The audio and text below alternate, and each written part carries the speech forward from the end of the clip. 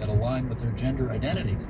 That followed Florida's passage of what many call the Don't Say Gay education law.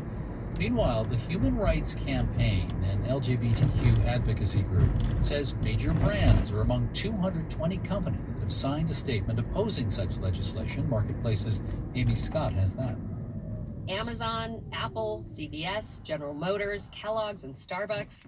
They're just a handful of the household names that have come out against anti-LGBTQ laws, saying they're bad for business.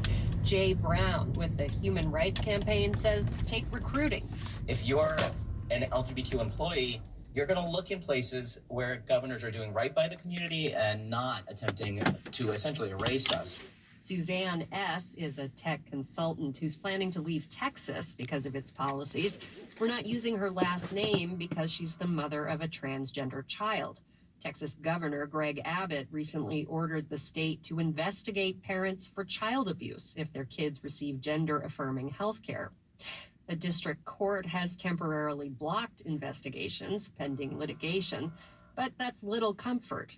I have had many recruiters try to recruit me to their companies, and I've said time and time again that we were leaving Texas and to please communicate this to your owners, hiring managers, that this was the case. More than 60 companies signed a full-page ad in the Dallas Morning News calling on Abbott to reverse the order. Matt B., father of a transgender child in Austin, would like to see businesses do more than sign statements. That's a veiled economic threat, but with no teeth to it. I would say to those companies, put your money where your mouth is. A business backlash prompted North Carolina to walk back its so-called bathroom bill restricting transgender rights 5 years ago. Jessica Shortall is managing director of Texas Competes, a coalition of employers promoting an inclusive business climate. There are some corners where it's very fashionable to be seen as anti-corporate. So what is happening with greater frequency is that they're making that case privately.